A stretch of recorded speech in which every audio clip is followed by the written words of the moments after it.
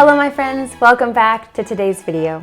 I'm so glad to have you here today because we are going to be discussing one of the best books of all time, The Hobbit. And with me today, I have my dear husband to discuss it with, and so we're going to just dive right in and talk about this great work by J.R.R. Tolkien.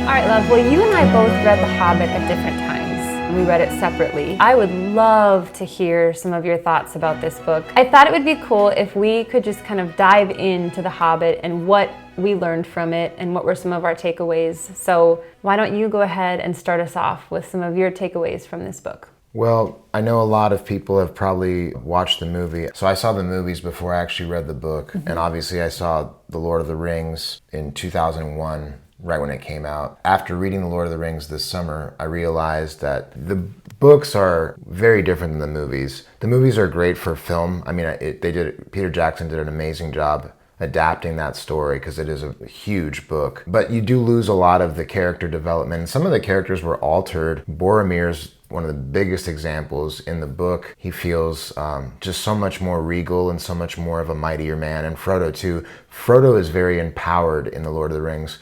What I did experience with The Hobbit, though, reading that in comparison to the book, obviously The Hobbit was created for a children's audience. The Lord of the Rings was created for an adult. I did not know that until you told me that. I do love The Hobbit, though, and I love how seamless this read feels in comparison to The Lord of the Rings. The Lord of the Rings is like eating a whole cow, where The Hobbit doesn't feel laborious, it doesn't feel dense. You can tell that The Hobbit was written for children when you read it, as opposed to reading the Lord of the Rings. Lord of the Rings is much more complex. Right, but it's not watered down ever. You don't feel like he's talking down to you in any way. No.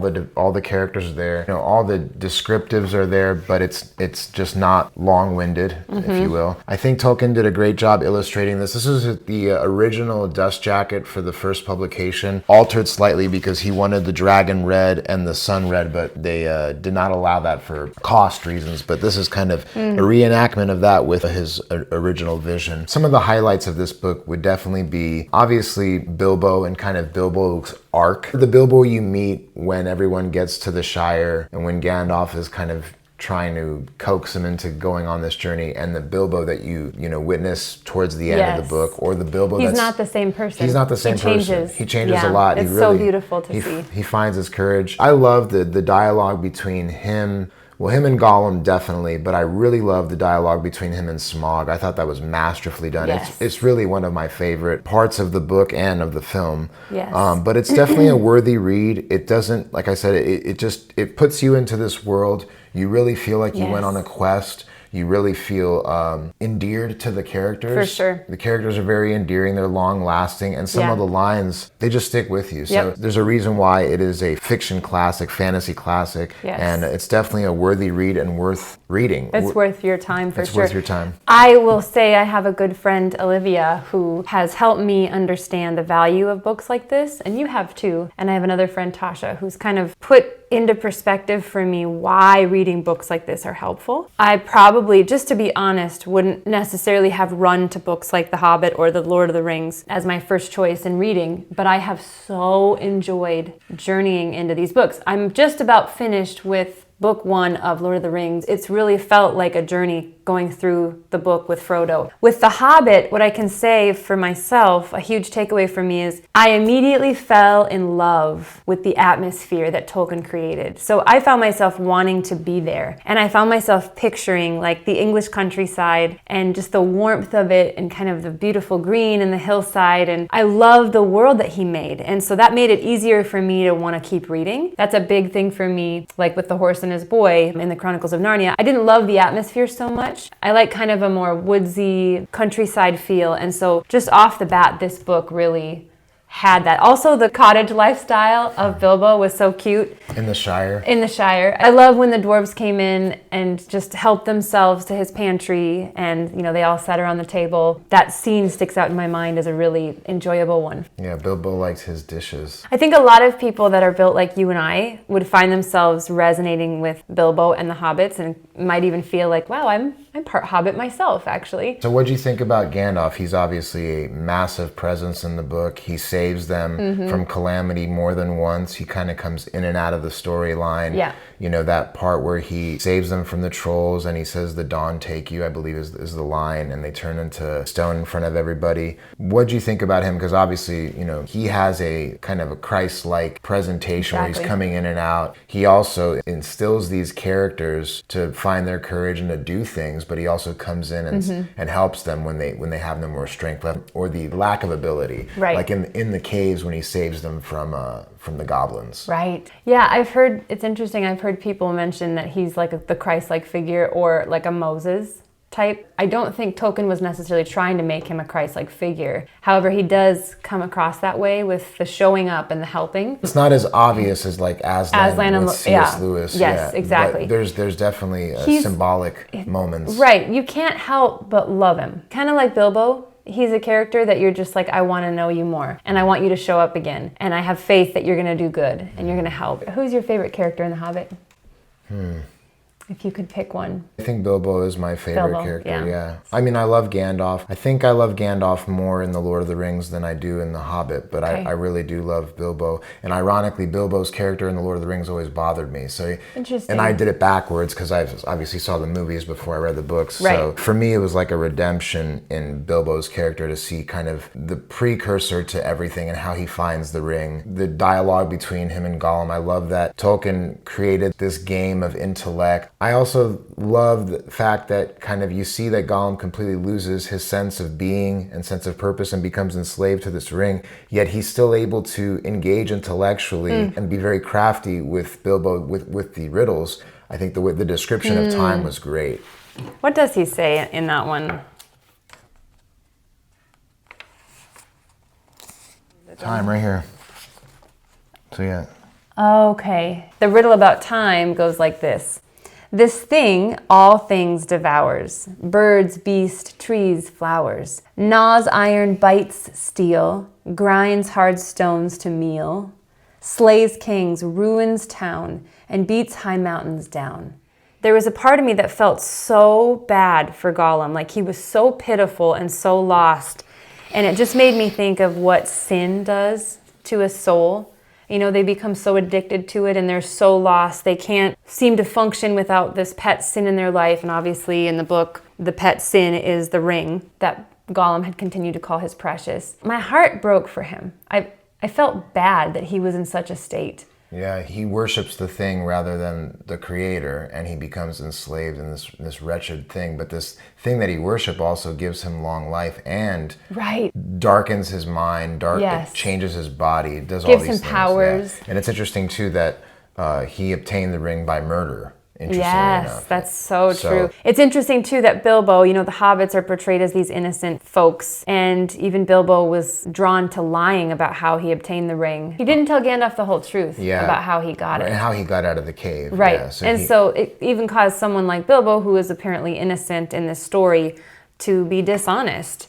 The ring corrupted people. Tolkien did such a good job of painting that picture in Gollum, especially if you've seen the movie. For me, that movie set me on edge for a long time because of Gollum. He was such a terrifying character. I remember we lived in an old apartment and I had a really hard time going downstairs to do laundry at the time after seeing that movie. Do you remember? It was a scary basement anyway, but after seeing the character of Gollum, I thought he's gonna just pop out of one of these damp corners and get me. But I thought Tolkien did such a good job. Whether you ever saw a movie or a picture of Gollum, you could create this picture of this horrible beast in your mind with the way that he wrote about him and how the ring completely corrupted him and how he was just pitiful through and through. Yeah, and the large moral of the story too is that worshiping the wrong thing leads to slavery, slavery leads to corruption, corruption is just bondage because you see it with the dragon. Yes. You see it with the dwarfs, you see it with, even to some degree with Bilbo, you definitely see it with Gollum. So you definitely have that moral lesson that is just kind of woven through the story for children and for adults. Yes. If you worship anything and stare at anything long enough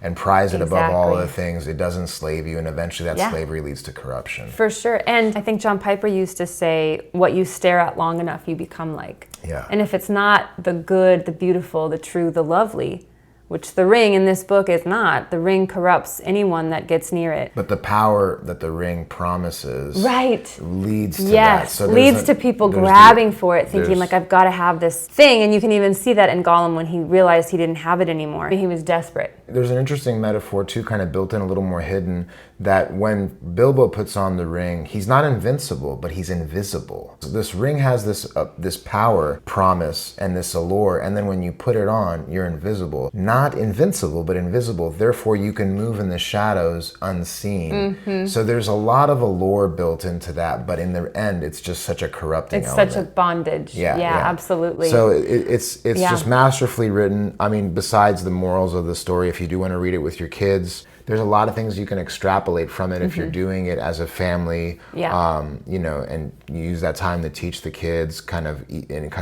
dig deep into the morality and the corrupting nature of the ring and the corrupting nature of man and how man's heart is wicked. Bilbo ultimately has a great arc. The story continues on, which is cool, in 3 massive books that Tolkien really knows how to, in your words, extrapolate a point. He really builds and builds and builds this story, which, to be honest, I really am enjoying. He loves dialogue too. I love it. It's a lot like Dickens. Long dialogue, long descriptors. Sentences. From a 1 to 10, as far as, you know, a 10 is life-altering. I wouldn't say this is life-altering, but it's so worthy of your time. So I would give it a solid 9 as far as a book to encounter at some point in your literary life. Yeah. And it's definitely a great book to visit with your kids when they're probably around 9 or 10, and then maybe revisit or have them revisit it when they're older in their teens. And just a great way to enter Middle-earth. I think it's the best way to enter Middle-earth given the other books and the way they're formatted. I actually think it will be really good for me to read these again because, I mean, just like any other book, you read it through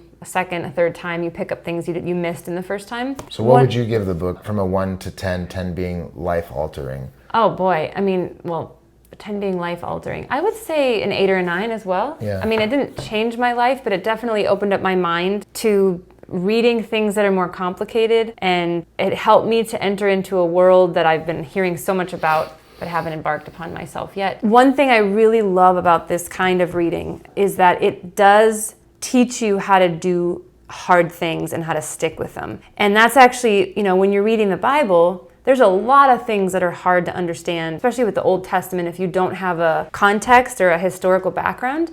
And just sticking with it and being patient is something that I'm learning even after being a Christian for 20 years and reading the Bible many times over those 20 years. Coming back to books like this reminds me like, oh, it's really good for the brain to just keep going. Even if something, you don't quite understand something, just be patient. It will unfold as the story goes on. And that definitely happened with The Hobbit. As I was patient with myself and kept going, it got more clear. So I appreciate that. It's good to read books that challenge your brain. So I'm very thankful for this book. I would definitely read it again. How about you? Yeah, I'll probably revisit it at some point. I read The Lord of the Rings this summer, and I have no desire to reread it anytime soon. I liked it. It was worthy. The Fellowship of the Ring is the hardest book. If you can conquer that book, then you're into the world. And I'm almost done with that. Which, ironically, The Fellowship is my favorite movie, but my least favorite book out of all the books. Yeah. Okay. So it does start moving a lot faster when you enter the Two Towers and the Return of the King. Yeah. Okay. Yeah. I'm excited. I'm almost done with The Fellowship of the Rings. I will say too, since it's a cozy time of year, these are great books to read, in my opinion, during this time of year. It